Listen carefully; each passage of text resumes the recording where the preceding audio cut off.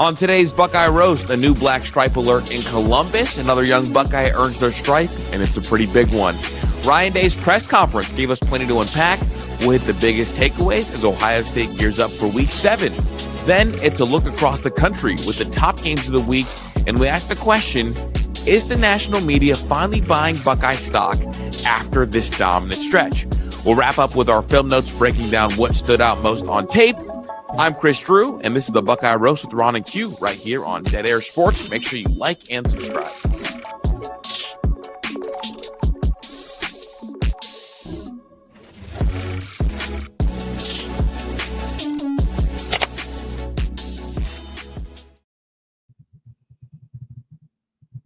Good morning, good morning, good morning. We are back for another episode of the Buckeye Roast. It's your boy Ron James here with my guy QP Ski. Q, how you doing?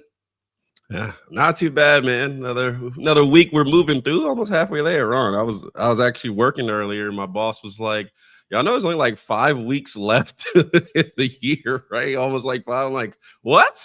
Like it's a little more than that, but I'm like, bro, where did the year go? Well, for us, it's probably like 5 weeks left, but for me, I'd have been like, what calendar are you using, bro? It's only week 6 of college football. How dare you wish the greatest season of the year away? But yeah, we are slowly moving to spooky season, and then the year just takes off from there. So yeah, most definitely it's been good. But how are you? Pretty good, pretty good. Q, I normally have a stat or a number or something interesting to start the show. Today, I have a video because there is an Ohio State athlete going viral again. So I want to play a clip of him in a Soda Baby and King Von video. I love my shit. I just bought a brick. I'm talking shit. I'm a walking lick. Still an open beat. Do you recognize who that is, Q? No, I didn't recognize who that is. I said a name and I knew it wasn't him early. I was gonna guess Clair, but I don't think that's him either. Who is that? That is former Ohio State pitcher TJ Brock in Toronto Blue Jays pitching prospect. He is going viral on the internet now because people are just discovering his longtime friendship with drill rappers like Pooh Shiesty, Lil Durk, and then there's him on stage with King Von. He actually has a King Von tattoo on his leg, and I called Chris Drew the second I heard about this, and I'm like, I have a new favorite baseball player. There's this kid out here that's hanging out with King Von back in the day, and he's in the MLB. Chris was like, yeah, he went to Ohio State. I'm like, what? He's like, yeah. He's like, I don't know why this is going viral again, but yeah, this is a former Ohio State pitcher, TJ Brock. News to you? News to me. News to me as well. I thought that was a fun way to start the show because I was just scrolling through the timeline and I told Chris, I was like, I saw that video like 5 different times and they kept saying MLB prospect on stage with King Von. King Von's been dead for multiple years now at this point. So I'm thinking this is like AI. You see all of these videos of you see all these videos of like South Park's been taken off so rare because so many people have been able to completely recreate South Park episodes. The AI is getting so out of control. So I'm like convinced like, oh, this must be some like MLB Centel instead of NBA Centel. Like I'm getting tricked by the internet here. No, this is in fact a real story, a real relationship that former Ohio State pitcher. And like these videos and pictures go back to when he was at Ohio State. One of the most interesting stories that I've seen in a while, and I thought that was hilarious. So I had to share it. So follow-up question. How much, now that these are resurfacing, how many jerseys of TJ Brock at Ohio State do you think now get sold? How much do you think it goes up? People are just on eBay like, yo, I need one. I don't know. I got to see what it looks like with a red beanie on, or I might be ordering one myself. Oh, fair enough. Well, didn't see that stat of the day or news of the day coming. Absolutely. A fun little shakeup. Let's get into it. We got plenty to talk about today. All right, play the song. Let's get to it.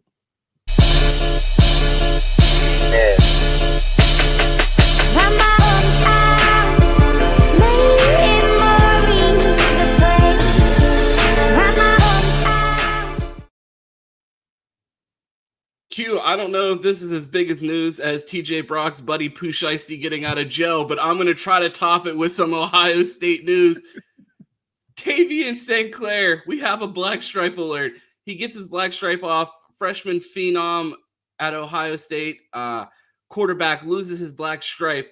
Q, it feels like a kind of the forgotten black stripe for Tavian St. Clair. It comes in with a raging quarterback battle going on between Lincoln Keenholz and Julian Sayin. Julian ultimately wins the job. It feels like everybody was so focused on this quarterback battle that Tavian became the forgotten guy, unless you watch ESPN for camp coverage where they told you that he was battling for the starting position on their graphics. Shout out to their graphic department. Q, this has to be super exciting for Tavian and just Buckeyes in general, with seeing a 5-star quarterback like this have an opportunity to officially become a Buckeye. Yeah, no, I mean, it's good to see. I mean, obviously the hype with Tavian St. Clair goes back 2-3 years now almost, where he got his offer, then just shot up in the rankings. So it's good to see for him. I mean, progression, obviously you want to see him get better this season, and just like probably won't win the quarterback job next season. We'll see, but we'll at least make that a competition. People be talking about, like, say Tavian St. Clair is coming, and then he's the next one. If something happens, he can step in and play and be ready. So another Ryan Day prospect. He's got it right with Julian saying. Shout out to Nick Saban for that one. So Tavian St. Clair's his next crack at it. So it's good to see him get his black stripe off. Seen him play a little bit this season, which is encouraging. I don't know how much of him we will see for the rest of the season. Obviously, we're in conference play now, but at least he's balling down in practice, get his black stripe off. Q, it finally feels like Ryan Day's succession plan at the quarterback position is back intact, and that room has just been in chaos ever since Quinn Ewers decided to show up early at Ohio State. Yeah, I mean, I agree. You think about the roller coaster rides, and honestly, it's more crazy than it actually turned out. Like, you think about the way that we were talking about it behind the scenes stuff going on, and how crazy that quarterback room got. And we had 1 year of, I wouldn't say subpar, but below Ohio State standard quarterback play. And then we went to championship. Yeah, but you think about all of the dominoes that one decision had. You ultimately end up with Quinn coming in a year early, then he leaves. Kyle ends up staying and being the backup, ultimately to become the starting quarterback there. That shifts the recruiting class the year before because they expected to get Quinn. Then they end up with Devin Brown. At one point, it was Dylan Raiola in the class. They end up with Aaron Nolan. Julian Sayin transfers in from Alabama. Julian Sayin looks to be the starter for the next 2 years, and they have their homegrown Ohio 5-star product in Tavian St. Clair to take the reins after that. I feel like it's the most stability and predictability that we've seen in the Ohio State quarterback room. And then you have Brady Edmonds coming into that room. It looks like the Buckeyes have finally restored stability in that room, and somehow Ryan Day will still try to convince us in 2 years that Tavian St. Clair is in a quarterback battle with Brady Edmonds and a true freshman. That's usually how it goes. I mean, don't even forget Drew Aller playing right down the street. His domino was knocked off in there somewhere by all the recruiting stuff and the crazy. How could they miss a running back like that? Man. It's better off the field, some say, but anyway, it's just been craziness. But obviously, Tavian St. Clair is in. You talk about Brady Edmonds coming down the line as long as things hold. So, I mean, it looks pretty good right now, and then you got to be excited. I mean, Julian saying, Ryan Day almost has us convinced he can't get a guy ready to play in 1 year, and it's like, bro, we've seen it already. Like, what are we talking about? You get on campus, you redshirt for a year, second year, you should be ready to go, especially with the weapons we usually have. So. It seems like Tavian St. Clair is following that path pretty well, just like Julian Sayin did, and we'll see what happens. Q, do you have a pro comparison for Tavian St. Clair? See, I'm not great with the comparison, so I'll let you go first because it feels like you have one if you ask that question. I do have one, and I want to know how crazy it is of a comparison, because I know people are going to hear it and probably twist their face up like, huh? But the comparison that I always hear which I hate, is Terrell Pryor, and they're nothing.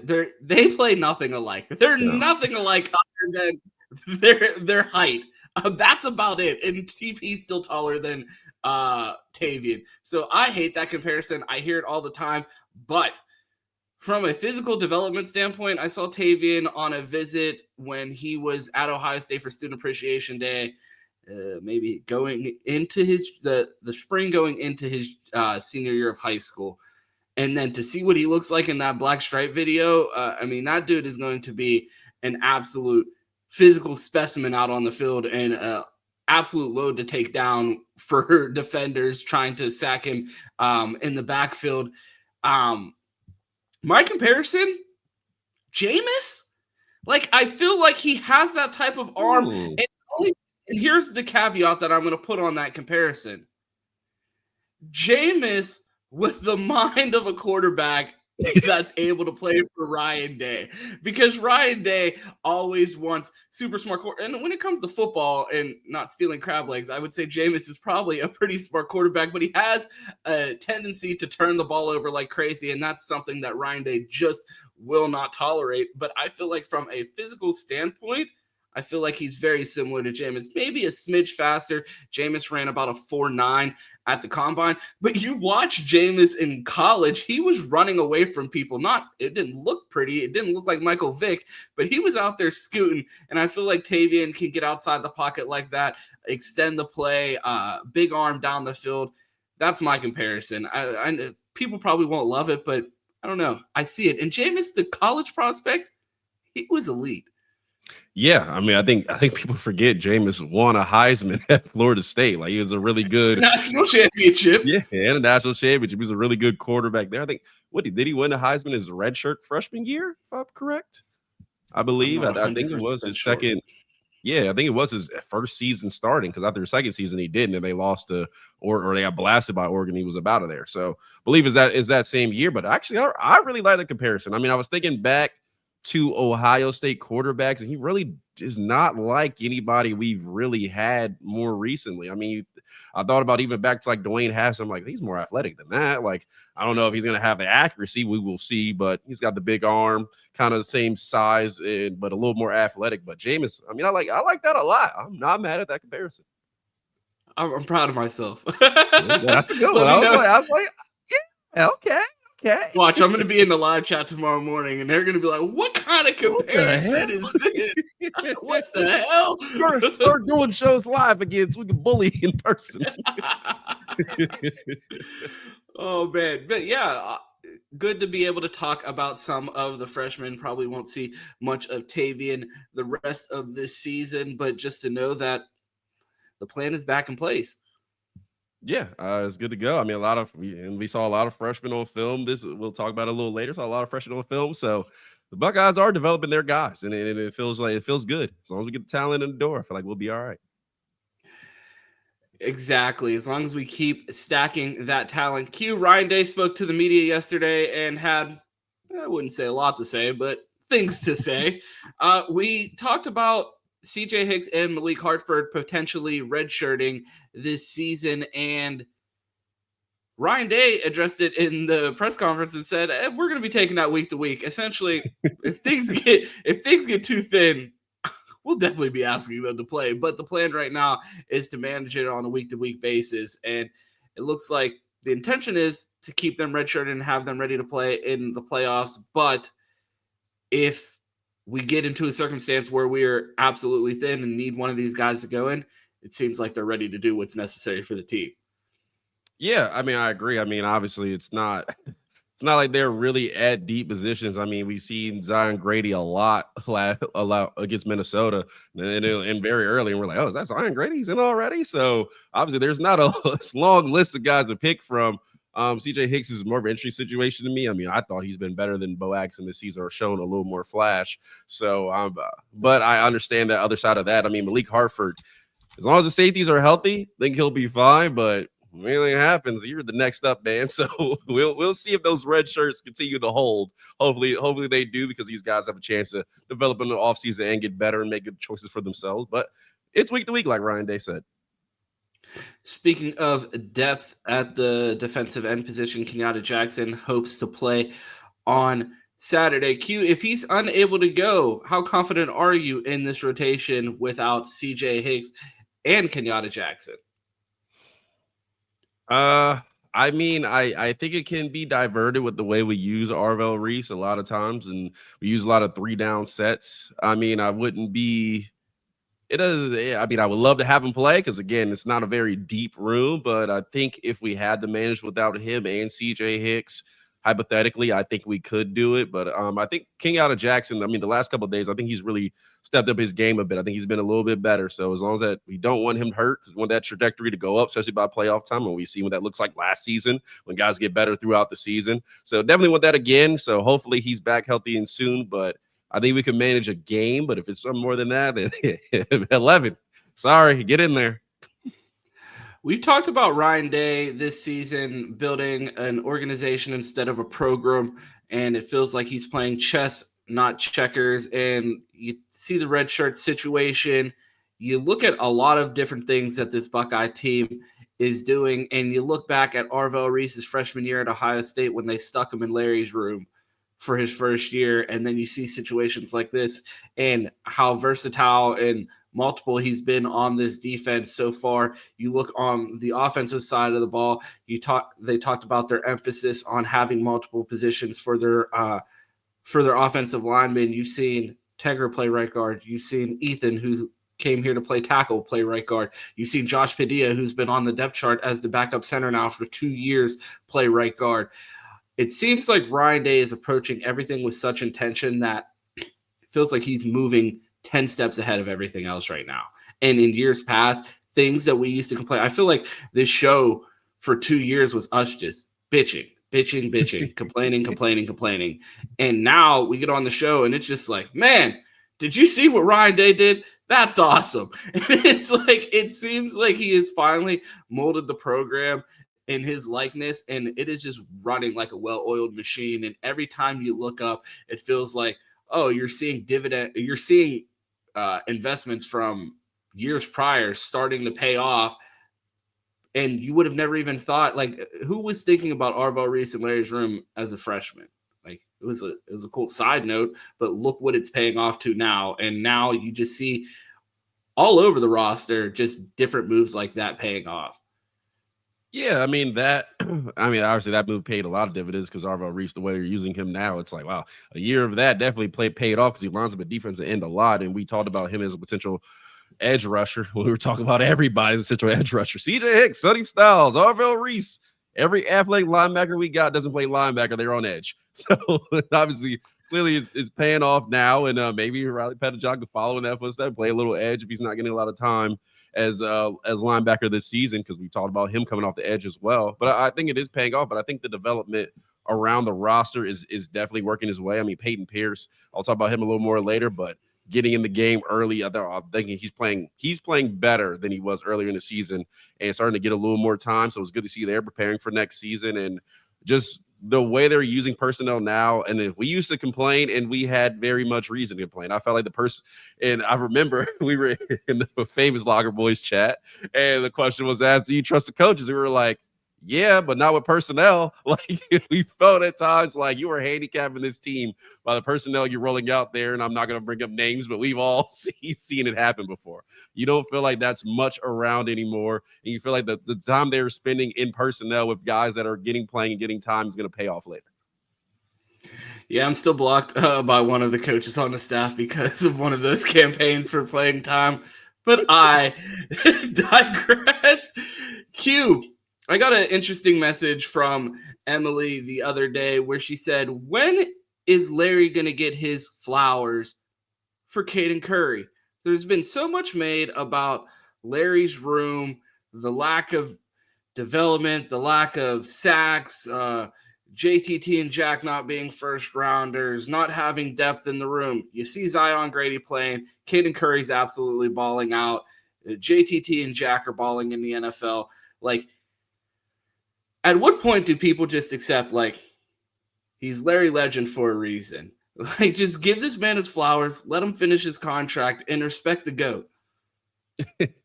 I mean, in the college football world today, and especially the way it's painted by a lot of teams that aren't very good, and Ohio State, I think, buys into that a little much.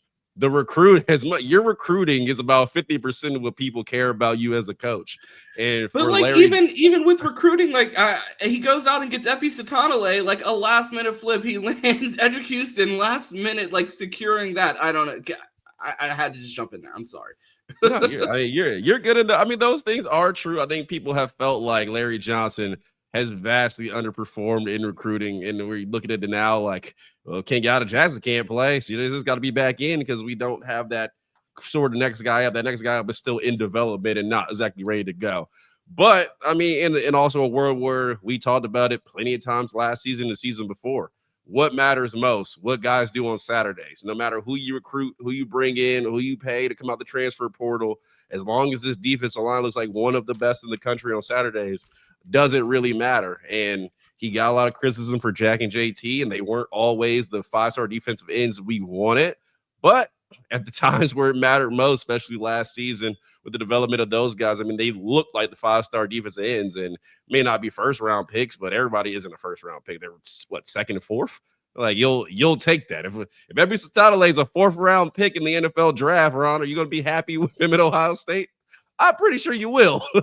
He's not great. He's a 2nd-round pick. Pretty sure you'll be happy. So I don't think that matters so much. I think Larry Johnson has shown that he can continue to develop on the field. Whatever talent he gets, he'll make the most of it. Until I see the defensive line absolutely getting ran through and blocked and getting 0 sacks with a little lack of creativity from Jim Knowles, but 0 sacks, then I'll be mad. Until then, I'll be happy. Q, did you happen to see the video from Shamar Stewart talking about his Ohio State recruitment? I actually did. You did not see it? No. Okay, so he said that he was being recruited by Ohio State, was really feeling Ohio State, and Larry told him that he was going to come to his game.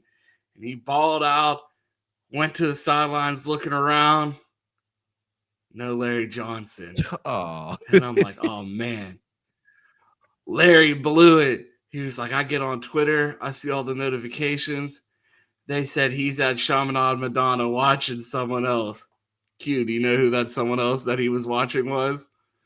Jeremiah Smith? Kenyatta Jackson. Oh, that's where he was. He had to be going to watch Kenyatta. I mean, Jeremiah Smith in high school. Yeah, so I thought that was a funny one because he's like, he went to go watch someone at Chaminade, and I'm like, well, they weren't sending Larry to watch JJ. Yeah, like Jeremiah Smith, JoJo Trader. I don't know. Who was he watching? Yeah, no, I mean, it makes sense. I mean, we have plenty of stories of Larry. We won't dog him out, but we have plenty of stories of him, being close to recruits, but maybe not pushing it over the edge for them. But again, I mean, when his lineup is looking good on Saturday, it would have been nice to have Shamar Stewart. I mean, he only had 3 sacks in college, so maybe he should have went to Ohio State regardless. But what can you do? Shots fired. Pow, pow, pow, pow. I mean, yeah. So, well, we'll see how it plays out. But again, Kenyatta Jackson's looking like a good prospect right now. I don't know if he'll be a 1st-round pick or whatever the expectations are. But as long as he continues to play well this season and increase his stock and ends up drafted, I think it's a success. Absolutely. I think it is a success. And, again, this was a give Larry his flowers segment, not criticize him for the Shamar Stewart recruitment. And I would imagine that Kenyatta Jackson probably has more career sacks at this point. He only has 1 this season, but if I go back to last year, Kenyatta had 1.5 sacks. So he's a half sack away. Wait. And he had 1 in 2023, 1.5. Already more career sacks. So Larry knew what he was doing. He went to go see the guy with more career production. How this minute it is. Fair enough. We'll take it. Ryan Day had some criticisms for the kicking game. They asked him about attempting 50-yarders, and he's like, you go out with what you see at practice. And it kind of was like, but at some point, if they're not doing it in the game, it's like you got to do it in the game. And I don't know I don't know how much more I can talk about this. We have 180 something episode catalog, and you could probably find at least, what would you say, Q, 36 to 48 hours of footage of me talking about special teams, not being able to make field goals, and the fact that I should be hired as Ohio State special teams events coordinator. Yeah, I mean, we had a saying around here: "No more practice All-Americans." I mean, I've told the infamous story of Tough Moreland running down Zeke in practice, absolutely setting the edge. Zeke just couldn't outrun him, but he didn't see it on Saturday. It was at the same practice that Cam Brown ran the 4.2. Yeah, so we want to see it on Saturdays. It's not when we keep looking and shout out to Pat McAfee. I mean, he's really. Ryan Day's got to be like, bro, stop kicking field goals for money, because every week Ohio State can't make a 50-yarder, and every week some kid on campus off of 3 beers on the pregame show hits a 50-yarder. So it's like, you put that show away, but we got to find somebody. There's going to come a time in the season, and maybe there won't. Maybe Ohio State will just blow everybody out, but there's going to come a time where you're going to have to nail a 50-yard field goal to go ahead, to win a game, to put the game out of reach. If we can't make a 50-yarder, man, especially with every team around the country feels like they can, what are we doing? Hear me out. Here's the plan going forward. We have Pat McAfee come to every game, and then when we're about to kick a 50-yard field goal, we call timeout. Pat McAfee goes out to the 50-yard line, pulls someone from the stands, and we have them kick the field goal. I'm not mad at it. I've seen more made than missed. I'm just saying. He also talked about the development, and this was not even intended, of Julian Sayin. Stephen Means asked the question, is this the most ideal development trajectory he's had for a quarterback, the ability to bring them along at his own pace? And he kind of chuckled. He was like, well, I mean, playing number 1 overall Texas to start the season, not really the most ideal way to bring them along, but essentially agreed to that they are doing their best to bring him along at the right pace, but also at the same time, you have to put the plays out on the field. So I thought it was interesting that Ryan said that it felt like he didn't want to take the bait and say that, like, things are going better than planned or this is working in the way that it wants to. Ryan Day seems to be in a very, you're not going to get me to say something good about this team because I want them to stay locked in and stay hungry. And I think he did a good job of acknowledging, like, yes, we've been able to implement different ways to bring along Julian in the way that we want. But at the same time, like, we still got to go out and win these games. We still had to go beat Texas. We still got to go beat Illinois on Saturday. And Julian's progression is cool, but also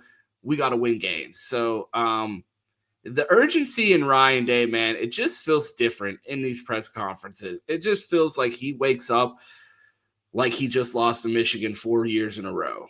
And I love that. Like, we've been asking for this for years, minus the actual losses to Michigan. But this is the first season where, even coming off a national championship, I feel like Ryan Day seems hungrier this year than he did last year.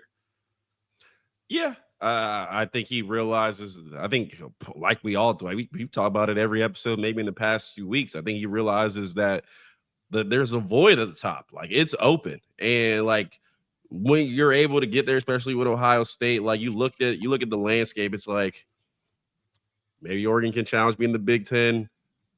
Not many teams around the country right now, the current where they're playing. I mean, it's just for sort of the usual. So I think he realizes that opportunity. Like, if I don't slip up, if we don't blow a game we shouldn't, if we don't come out there and just sleepwalk into games like we've talked about in years before, there's not a team's going to have to play lights out to beat us. And I think that's where Ohio State is right now. He wants to develop them, and we haven't seen. This team is young.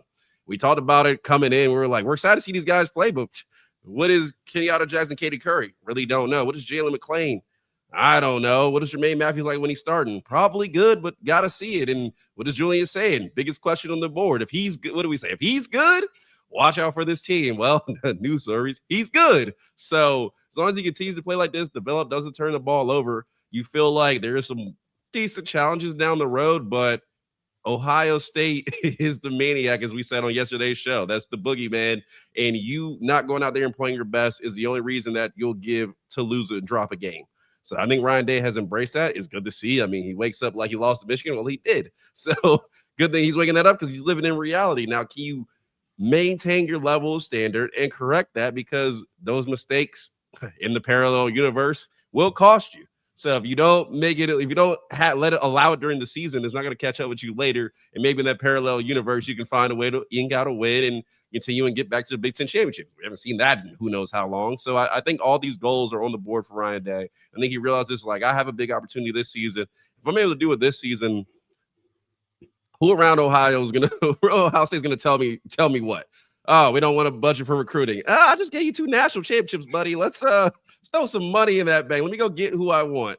What recruit's going to tell them? Yeah, I don't want to play for you. Like, I see them on TV, absolutely putting on clinics offensively and defensively at this point. Like, you see the urgency that's there, and you see there's no saving. There's nobody to stop you. So I understand it, and it's good to see Ryan Day actually speak openly in front of the media, because you had to torture him to get something out the last few years. Yeah, he took a page out of the Saban book, and he's big on the no rat poison this year, and he's trying not to feed into the national media. And I'm like, what rat poison? I've been looking for it. I can't find a good word said about the Buckeyes until this week. We've had multiple episodes, Q, where we talk about the national media's war on Ohio State. It seems like everybody's trying to avoid giving Ohio State their flowers. Well, Q, I brought a big old helping of rat poison. The single best unit in college football, the Ohio State defense, is the elite unit in the sport. They are great at the line of scrimmage. Caden Curry has become a real factor as defensive end. They have the best tandem linebackers in the country in Sonny Styles and Arvell Reese. And they have the single best defender behind all that in Caleb Downs. It is the best defense and single best unit in the country. And here's what's scary about that, is that a lot of these guys are really smart players, and Matt Patricia has taken them to another level. I can't believe I'm about to say this, because they were number 1 in the country. They won the national championship, and they were the best defense in the country a year ago. Ohio State's defense is better this year. They're faster and they're more intricate, and then they can execute those intricate systems and schematics. The scary part is that Matt Patricia has elevated this defense. They are prepared. They execute. They're fundamentally even a little better than they were early last year. That's a scary proposition. Q, I'm going to add even more rat poison to the party, because I feel like not only on the defensive side of the ball is this team elite, I feel like we are just scratching the surface on the offensive side of the ball. We've talked for years about this year that I've been waiting for with 3 SFE receivers. We've yet to see Brandon Innes really even get rolling in this offense. Carnell Tate sporadically reminds you why he's the best wide receiver in this draft class. And then Jeremiah Smith. We use the G word when we talk about him in generational, and we don't use that around here often. And then you see Julian saying, a guy that, I mean, the meme about our quarterback is that it looks like he's playing football with Maroon 5 in his AirPods. We have a calm, Cali cool quarterback back there that looks like the best quarterback since CJ Stroud. And I wouldn't be surprised if we don't start hearing those comparisons in serious conversations here in the coming weeks if he keeps putting up these statistical performances and the Buckeyes keep winning the way they are. I don't just think that this team is better on defense. I think this team is better in totality. And I know Ryan Day doesn't want to hear that, but Q, it's hard not to believe when I look out and watch the rest of college football, and I watch and I'm saying, I already watched the best team in the country. Every time I watch the Buckeyes, I feel like I'm watching the best team in the country. And when I watch everyone else in the country, it's like they're playing for second place.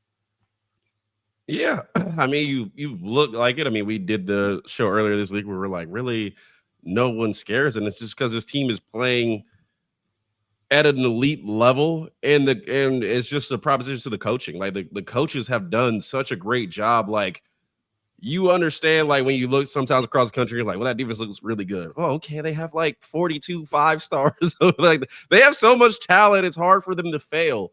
And you look at Ohio State and you're like, Big Benosin, you got him out the portal. Not a That was a five-star. high-end transfer grab, though. He was a high-end SEC freshman All-American. You bring in Caleb Downs, of course, but Jalen McClain, not a highly recruited guy out of Jersey. Perry Eliano saw him, brought him in. Arvell Reese, freak show. You look at the statistics, like I don't know why he wasn't a bigger recruit, but a good recruit out of Cleveland. Like definitely had to have him, but the nation doesn't know who he is. I mean, they know Jermaine Matthews, 5-star. Ron 3, 5-star. Yeah, Ron 3, 5-star, but you're about the only person who had him as a 5-star. I mean, commit to Cincinnati before. You talk about, Sonny Styles and Caleb Downs. People know who they are, but Caden Curry, he was a high recruit, but a top 100 guy. He's not like the Dylan Stewart. Like, he wasn't like everybody had to have him and threw him millions and millions of dollars. So you have a collection of guys who are just, one, they've been developed extremely well. Two, Matt Patricia realized, man, I have so much room to play with this defense and get creative and do stuff that even Jim Knowles didn't do when he was here and make this defense even more scary. And it's just a crazy combination. And then you look at the offensive end, maybe outside of running back, you look around and you're like, yeah, I mean, we lost a first rounder out there. Guess what? We just gained another first rounder because this guy got more opportunities now. Carnell Tate is now playing at that level. Brandon Ennis, we haven't seen enough from him yet, but season is still young. I mean, Max Clair, we know what he is when he got here. You look at his offensive line is reconstructed, but outside of what we had at right guard, we had some players there. I mean, they're playing extremely well. And you look at Julian saying, like, we knew eventually he was going to be a better thrower than Will Howard was. Will Howard did what he needed to do for us to win games, and by the end of the season, he was throwing the ball really well. We knew Julian saying that was his calling card coming in, so the potential, and is the team better than last year? I mean, that team won a national championship. I won't go that far yet, but their ceiling is higher. Like, their ceiling is probably a good amount higher than they were last year, especially with the way the defense has even upped their game to where you thought they couldn't. And obviously, Jeremiah Smith, another year better. Like, who's stopping him? So I agree with you there. I mean, you look around and you're like, damn, like, what could this team be? I mean, heck, if Julian Sayin starts dancing a little more, I feel like the LSU the train is going to come out.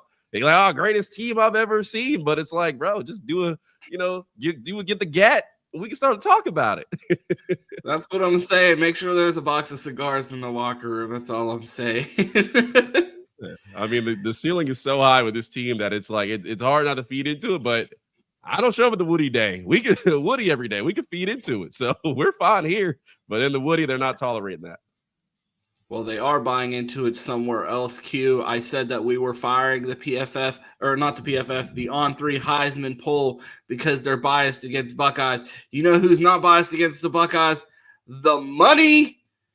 BetMGM has the official Heisman odds after week 6, and there are not one, but 2 Buckeyes on this list, Q. Has order been restored? Well, my first question is, where's Ruben Bain? That's what I'm saying. Now, why is he not number 1? I saw the Miami logo up there, and then I saw Carson Beck, and I was like, that's an interesting way to spell Ruben Bain. So what do we always say? They got the person wrong. You said Ruben Bain, but you showed me a video of Carson Beck. Yeah, I mean, this looks well more in order than the 0-3, and I know everyone on this list, so that obviously helps out too. I mean, you look Carson Beck. Miami's playing really well right now. I think I'm still not yet sold on Carson Beck. I don't think he's done nothing to lose it, but I don't know if he should be at the top. But Dante Moore is up there. I mean, Jeremiah Smith, we talked about what does he have to do? Well, clearly it's the MGM. He doesn't have to do much. He's up there at the top. Ty Simpson, we gave a lot of credit to.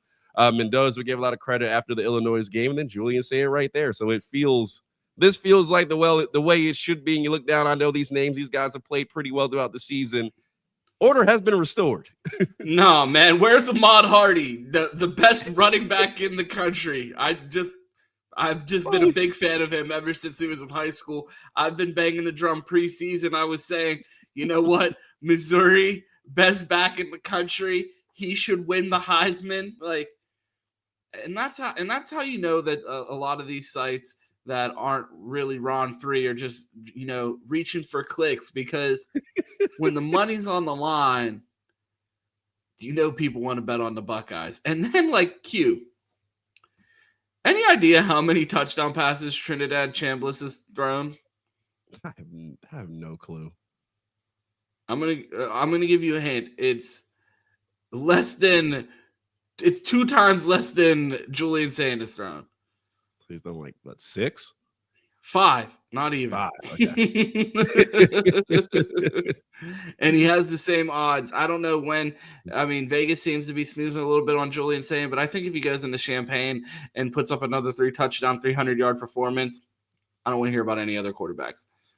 I mean, yeah, fair enough. I mean, yeah, it's good to see him up there getting credit. Obviously, Jeremiah Smith, but this feels a little more back to reality. Like I said, I don't know. I mean, we might just have to make the overall switch. I think this Heisman odds comes out a little later, so and maybe I don't know how much MGM updates them, but hey, we'll shout you out. Give us some real life Heisman polls because I've had it, and no shout to Ahmad Hardy. He'd come out this weekend and absolutely ball against Alabama. So he'll have his chance on Saturday to impress the Round 3 rankings. But as it sits right now, this looks like a much better poll than the On 3 one does.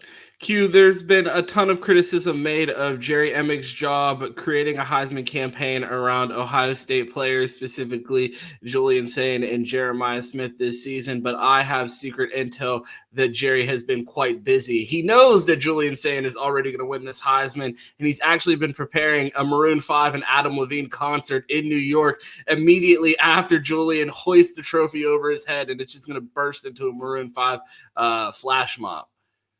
I wasn't supposed to disclose that, but breaking news. You've been on CFB Centel. I see. Getting your info. Oh man. I mean, yeah, Jerry Emick has to do it. Bro, there's again, Ron. If you look across this team, there's probably 8 potential All-Americans. Like, I swear, if we don't get 5, I will be pissed this season. There better be 5 AP All-Americans on this team. If they continue to play well, hold the current standard, and go finish this number 1 team, there better be 5. We shall see. Q, I wanted to pivot into a little bit of a national conversation, doing this a little bit in reverse order today. Did some Buckeye talk early. We got some national conversation and then more Buckeye talk before we get out of here. The top 7 matchups in – no, not top 7 matchups. It's the top matchups 10. In week 7. I tried to do some fast counting and I'm like, no, damn it, there's 10. It is the week 7 top 10 matchups. Q, which games on this list intrigue you the most? I'm going to just start off by slandering 2 of these games that we're not going to talk about with any seriousness. Arizona and BYU, you have to be kidding me. And Arizona State, Utah. Q, I know that's in your mountain time zone range. Only and I know I'm hating places, on your huh? Yeah, I'm not big. Schools. So I know this guy in Arizona that knows nothing about football, so I just can't take anything about Arizona football serious. I know how they move down there. Well, I will be looking for Arizona State to stay alive against Utah just to not ruin that Texas Tech game. But we don't have to talk about that as much because they might blow it. But we'll see there. So we'll get away from the Arizona football, where clearly the best games every weekend are played according to this list, and we will move on. I'm gonna take one right now. I guess we can pick 2 each. I'll go 1, and then you can go 1, and we'll rotate there. I talked to you about this game yesterday, and I looked at on the schedule. And I'm like, now that's interesting. Michigan at USC. Game I'm looking forward to. Michigan can drop this game. I think USC is a good team. I don't think they're a playoff team. I don't think they're a great team. I think Lincoln Riley is still – I think Lincoln Riley's Lincoln Riley.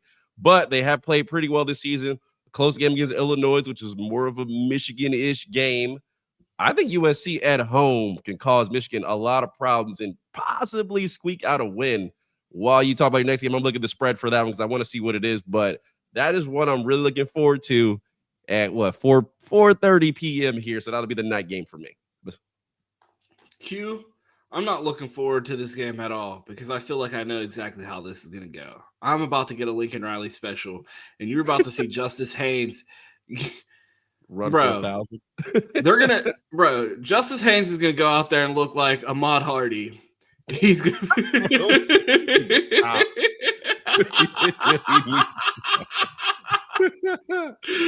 Oh Man, Q, I just don't see a Lincoln Riley defense tackling this Michigan team. I think Bryce Underwood and Justice Haynes and Jordan Marshall are going to run straight through this defense like a hot knife through butter. I've watched this game a million times. I feel like there's so many times that I've tuned in thinking I was going to enjoy a Michigan hate watch, and I've tuned in too many times in recent memory to be disappointed, and I'm not even going to get myself excited about this one. I think Michigan's going to go out there and I think Michigan's going to go out there on NBC and call USC a Pac-12 team.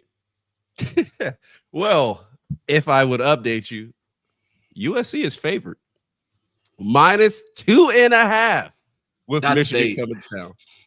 That is bait. I'm Vegas knows what they're doing.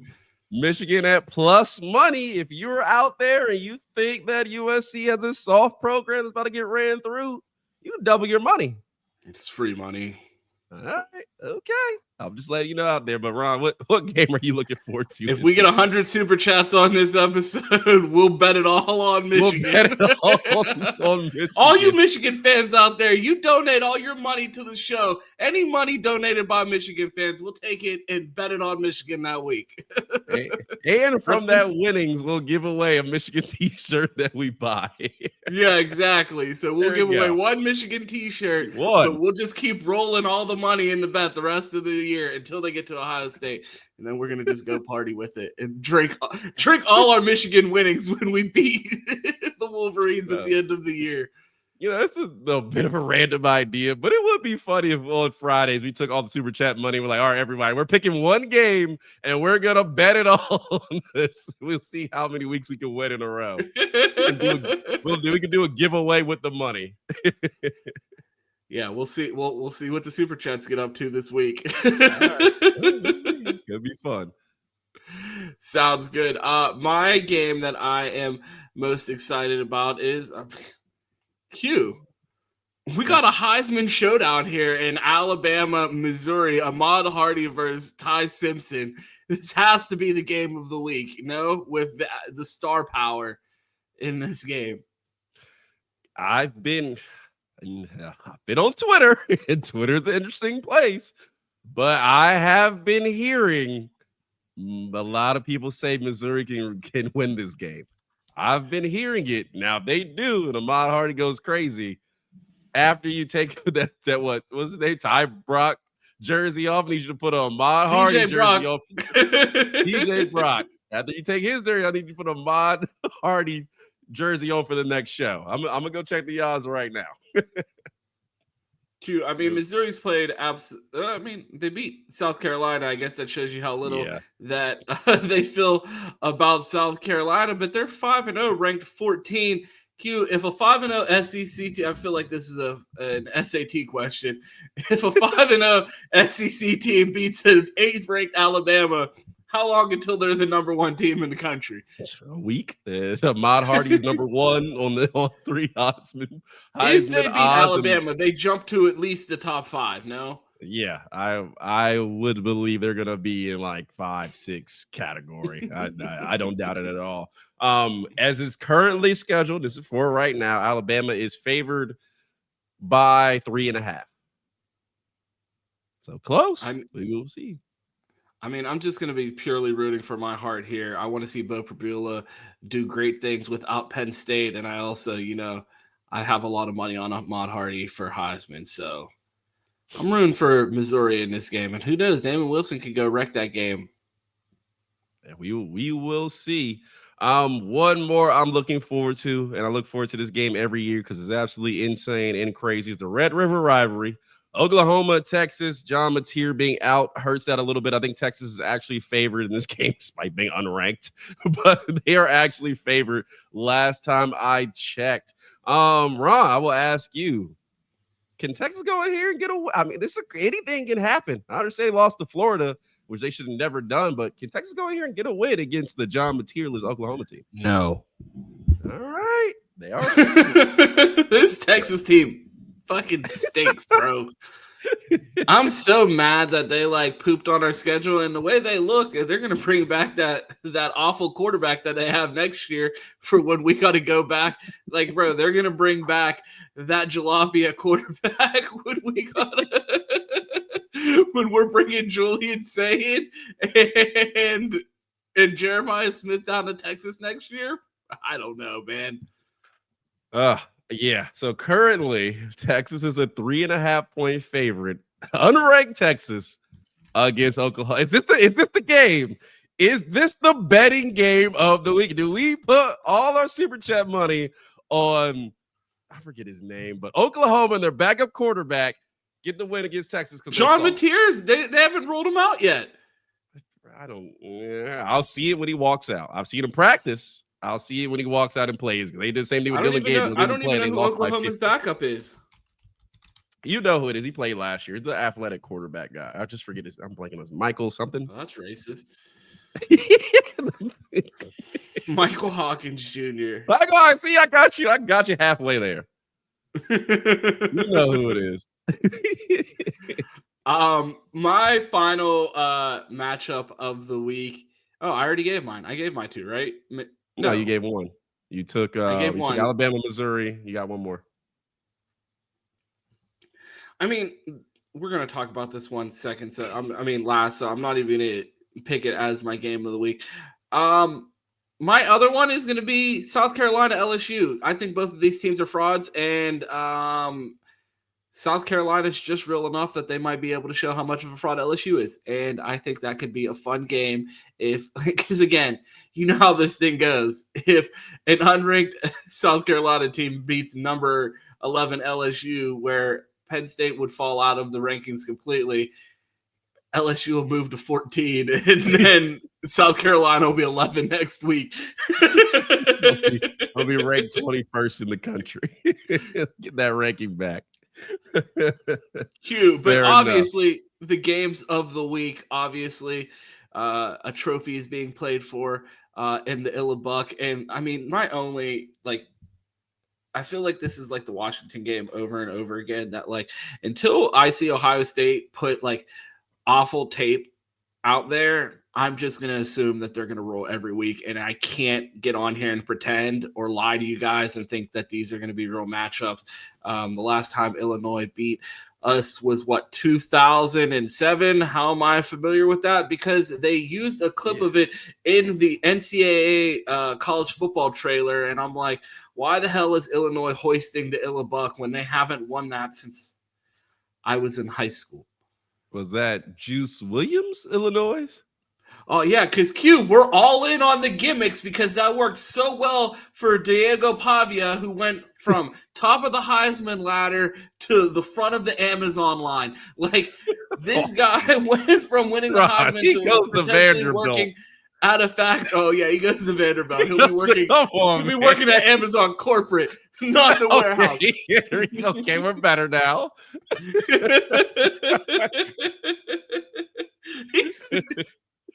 He said he's going to use that degree. Like, damn, let's go to Vanderbilt. It's not an easy school to get into. Harvard of the South. He might be able to work at Google one day. But, yeah, man, I mean, that's a very unserious idea that Illinois is going to beat the Buckeyes, and it'd be an unserious performance by the Buckeyes if they went out there and lost to Illinois. So that means our game of the week, our absolute game of the week, has to be Indiana, Oregon. I've been fooled before here. I told you that I'm believing in Cignetti. I'm not wavering from my pick. I'm going to continue to roll with Sig on this one. Ooh, I don't know if I'm hoping. I think if I'm picking with my heart or my head here. I think I'm going with my heart. Former PSAC legend Kurt Cignetti. I just think this Oregon team, they're so talented on the defensive line. On the edge, Dante Moore, the number 1 overall quarterback in the Raw 3 rankings. But Fernando Mendoza was my top transfer quarterback this past year. I think he is legit. It's going to be super exciting to see if this Indiana team can prove that they're legit, because they have money in that program. And you hear Cignetti's name being floated around a lot of other jobs. And if he gets this win, man, I would imagine Florida boosters are going to be having a dinner talking about how much money they could bring to Cignetti, but Indiana ain't winning shit in basketball. They might as well put the money into that football program and try to do something there. And it looks like they plan on doing it. And this would be a monumental win for the program and something that I think would be a building piece for them to elevate themselves into a serious conversation to where they're overranked yearly, like teams like Texas A&M and Oklahoma, when everyone knows they're still not going to win a national championship. Yeah, I mean, that is true. I mean, I'm surprised you picking them. I will tell you right now, Oregon is minus 7.5-point favorite, but I think the important thing for Cincinnati and Indiana is, can you go on the road and look like you belong? Can you go there and make it a close game? I don't think they have to win here. I mean, obviously it's hard to win against Oregon. We didn't win at Oregon last year, though we probably should have, but that's another conversation. If they can go there, be competitive, play good football, we talked about Mendoza. We talked about them putting money in this program. They got talent. If Cincinnati can go in there and lose by a touchdown, I think that's a win for Indiana, because I think that's I'm not doing that. I'm not an Indiana fan, so moral victories work for me. If they can go in there and they can keep it close, maybe lose by a score, definite playoff team. And I think they're for real when it comes to the playoffs in the postseason. I think football hurts too much to take moral victories. I mean, you know what I mean? Yeah, if I got hit by Bear Alexander in his fourth different jersey, yeah, I would be pissed and I'm hurt. But watch the game at home, I feel fine after a little Indiana moral victory. Q, if I'm Kurt Cignetti, I'm going to the Big Ten and I'm asking for USADA drug testing before games after the way Dan Lanning's eyes looked after that last victory. I've seen those mannerisms. I've seen those looks in people's eyes before, and it's usually around 1:50 a.m. in a bar. I just don't know how much longer we're going to allegedly be able to go on with whatever Dan Lanning is doing on the sidelines. College teaches you a lot out of the classroom. It's one of those things you can spot immediately, like, I've seen that before. I've done case studies on that. Late nights at 1 a.m. on a Friday, Thursday, Tuesday, Monday, or Saturday night. So not to give you my college party schedule, but I'm just saying, you see certain things you can recognize them immediately. Yeah, absolutely. And if you can't recognize them, I'm sure his dentist recognizes them. Well, you've been grinding in your sleep. Thanks, bro. I've just been working really hard. No, your teeth, sir. Fair enough. Yeah, man, this is a big pick. I probably would take Oregon at home, but I'm very excited to see that. I'm hoping Indiana can go on the road and get a win, because that will tell the nation, not just us, but the nation, that Indiana is for real as a program. Absolutely. So for real that I fired Q. I'm sorry, they're not for real. What was I saying? Awful take. No, Q, I wanted, before we get out of here, to talk about the all 22 film. I watched the offense. You watched the defense, and not a ton of takeaways. I kind of got annoyed watching the offense. I was like, man, they're awesome. Enough. I've had enough. Like, I've seen enough. Get me to the playoffs already. Like, I'm over the regular season at this point. I'm like, I'm ready to play for a title. I was complaining early in the season. I'm like, why we got to play Grambling? Like, give me a top 10 matchup every week. We have it, what feels like the best team in college football. I want people to see it week in and week out. Big takeaways from the offensive side of the ball. Seeing how many snaps Josh Padilla got. I mentioned it on a show yesterday. It feels like the leash is getting shorter and shorter at that right guard position. We talked about the crush training from the offensive linemen, and you're seeing it pay dividends there with the opportunities that you're seeing Padilla get there. And I love it continuing to breed competition. It's to the point where it's the only nitpicking thing that I feel like I'm complaining about. And even on the film, it felt like Tegger did a really good job. I wouldn't say really good job. Did a good job in pass protection. It's just like, he does these random things where it's like his controller dies and he just like falls over and completely whiffs on a block, and it just blows up run plays at least 3 to 4 times a game. And if that can be eliminated, that would be awesome. But to see him at least hold up well in the past game was a positive takeaway. Also, as far as pass protection, a lot was made about Bo Jackson being the starter because of the responsibilities it takes in pass protection, and I thought he did a good job in this in pass protection this past game. And to see that usually be the final piece missing that keeps a freshman running back off the field, and see him be able to pick up those duties and show an understanding of the offense and be able to do that, because again, they want to keep Julian Sayin clean. And I understand the idea of, hey, you have to know where you're at in pass pro, because you can't be getting our star quarterback, future Heisman winner, smacked. Like, you need to be able to handle pass protection, and I thought he did a really good job in this past game. So those were like my big takeaways, aside from, like, you know, the obvious: Jeremiah is great, SFE is awesome, Julian Sain's going to be a first rounder. I don't know how much more you can say about this offense. And then, I mean, James Peoples, I've been super critical of him this year, and I try to give him his flowers as much as possible when he actually goes out there and performs. And I think this was his best game in a Buckeye uniform. And I hope we continue to see this upward trend of progression, because if he shows himself to be a serviceable weapon, that just continues to elevate how dangerous this offense can be. Yeah, I agree 100%. I mean, the easy takeaway is how well Julian St played in this game, and offense a little bit of a slow start before a drive, but after that pretty much got together and absolutely clicking on all cylinders, and people just giving Julian St, and he'll take it all day. He'll take a slant to Jeremiah Smith or a comeback. Deep ball is open, he'll take that too. Like, I just, the amount of weapons in this past game, it's a lot to handle, man. You gotta leave somebody open, and unfortunately the guys you're leaving open are big names. So I'm with you. It's hard to talk about offensively, but James Peoples had a good game, in my opinion. Although he's playing better, I think that's a really good signs this year and going into next year.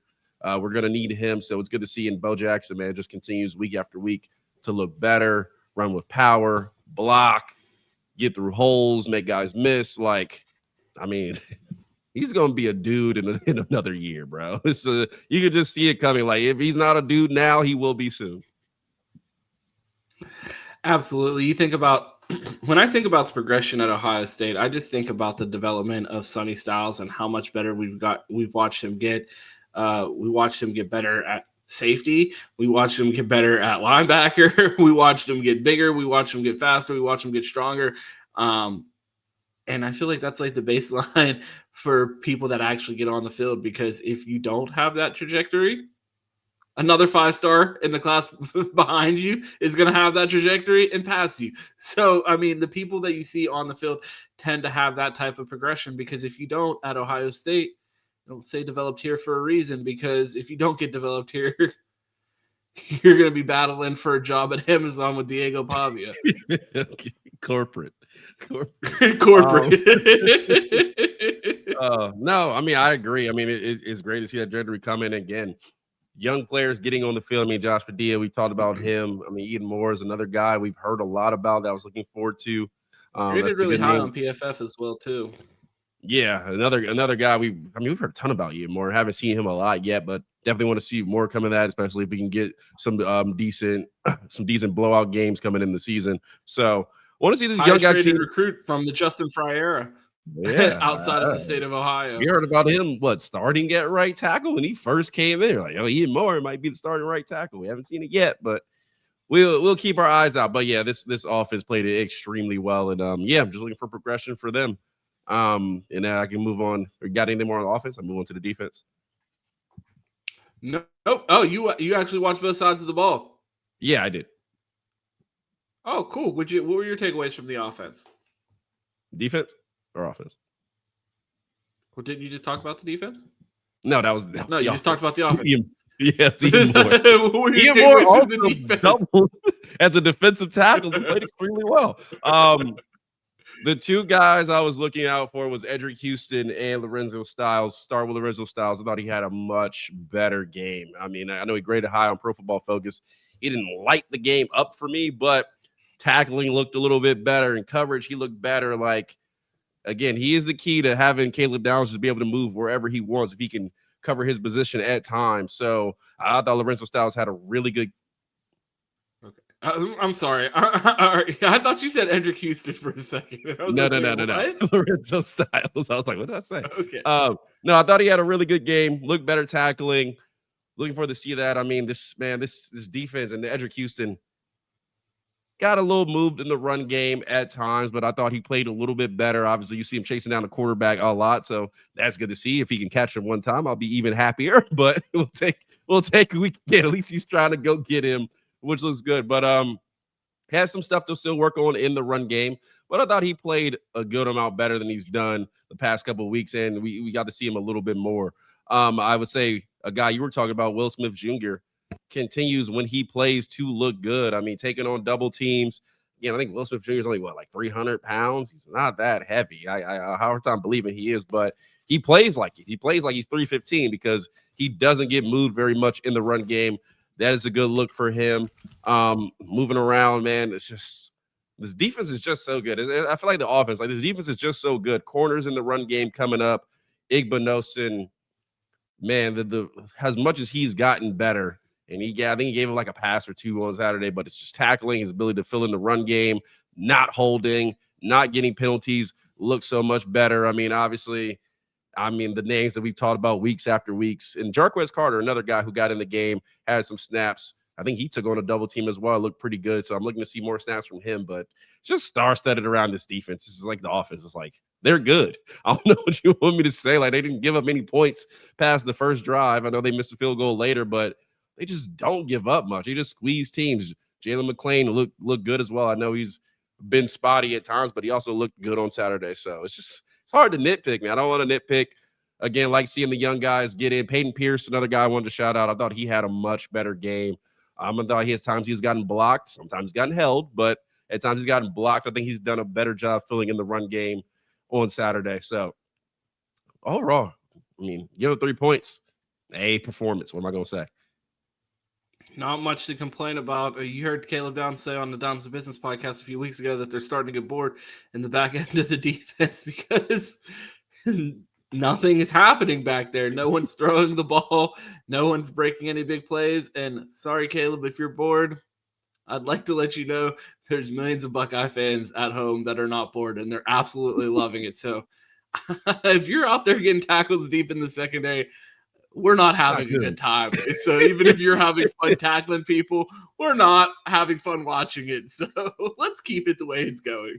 Yeah, I don't want to see jump balls in the secondary. He came down with that one. I'll have a little more fun. Now I have a challenge. I'm good. Leave it boring. Blank out teams. Continue to squeeze teams like we have the first games of the season. And again, this Death Star is really starting to roll. They can keep this performance. Illinois will be a big challenge for us. I think going on the road, Ryan, they talked about it. They find a way to win games there as they won against USC.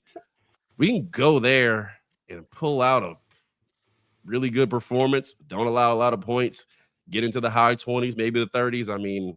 Ball's just rolling downhill. So I'm looking forward to seeing that. Man, we could be the number one team in the country if we win this game. We got to hold off. Who does Miami play this week? Got to hold off because they'll play an ACC opponent, look good, and they'll say, oh, best team in the country. Well, they play Louisville, who only lost to Virginia by 3 points, and Virginia, they beat Florida State, and Florida State, they beat Alabama, and Alabama. That's a good win. Before you know it, Slippery Rock's going to be the national champion, Q. Second time in school history. Second time in school history. I wonder what the odds are on that in the sports book. We'll have to check that out tomorrow. But until then, Q, let the people know where they can find you. Well, not hard to find, man. I'm here Monday through Friday here on the Buckeye Roast. I was just thinking, I'm like, bro, Slippery Rock odds for national championship got to be like Bitcoin in 2009. You bet a penny, you'll end up a trillionaire. But yeah, man. Monday through Friday here at Dead Air Sports. Make sure you like that video, hit that sub button. If you know somebody who needs something to watch in the mornings at 10 a.m., do not forget it's going to be at 10 a.m. Make sure to let them know where to find us. I'm City Boy Quentin on Twitter, Planet Johnson on Instagram, and again, I'm here Thank you for all the members. I know Robert H. had through some memberships the last few days, so appreciate it. And all the members appreciate you. They are growing. I think Ron checked it yesterday, and they're growing and moving up there. So want to be a member. You get more content, see more Chris Drew behind the scenes, see more stuff that we're doing on the back end. Definitely make sure you do that. Ron, where can they find you at? Yeah, make sure that you don't let those memberships go to waste. Tune in on Fridays for the live show. We will do a members only version of the show that will then release at the normal time at 10. So if you want to hang out and chat and be involved in the members live chat during the recording of the show, that'll be at 8, and then the show will release at 10. So make sure you're subscribed over here at Dead Air Sports and grab a membership if you want to tune in for the lives on Fridays at 8 a.m. Otherwise, you can catch us Monday through Friday right here on the Dead Air Sports channel for the Buckeye Roast at 10 a.m., our new start time. You can catch us in the Bleacher Report app post games immediately after the game for an instant reaction with me and Chris Drew. And you can catch me on Twitter at 2Ts. It's 2_TEES. I said X yesterday and it completely destroyed my outro because I was like, man, why did I call it the X app? It is Twitter. It will always be Twitter. You can find me on Twitter at 2Ts. It's 2_TES. We appreciate you guys tuning in here for the Buckeye Roast. Q, you know how this thing ends. It's always go Bucks. And of course, OH. IO. I love my shit. I just bought a brick. I'm talking shit. I'm a walking lick. Still an open beat. I'm off Video. Yeah.